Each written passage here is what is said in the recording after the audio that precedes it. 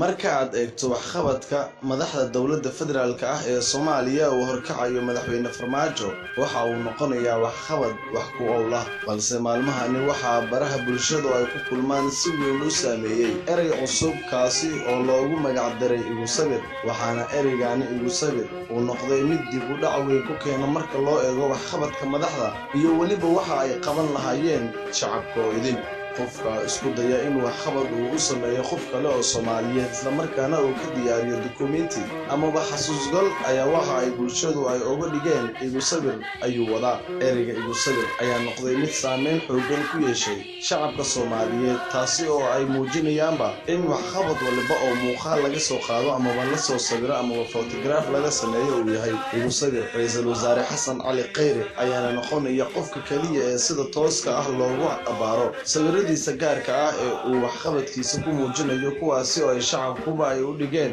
in uu yahay sawiro igu sabir balse muuqaalka haatan indhihiina qabanaya ayaa ka madax banaan isla markaana muujinaya waxqabadka ra'iisul wasaare Xasan Cali Khayre inuu san ahayn igu sabir ama dokumentigaani meel hay galo maanta inaan u soo jeesano inaan qashinka iska nadiifino oo ay xildhibaanadii madaxdii qaranka ra'iisul ku-xigeenkii gudoomiyaha gobolka Banaadir gudoomiyaasha degmooyinka ay nala joogaan waxa ay ka turjumaysaa in Soomaaliya isku duuban ay u soo jeesatay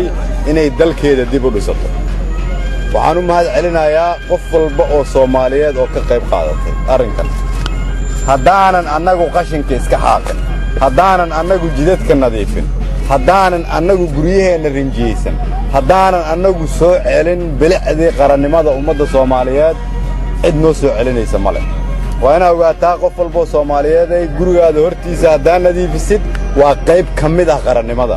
iyo hagaajinta dib u dhiska dalka Soomaaliya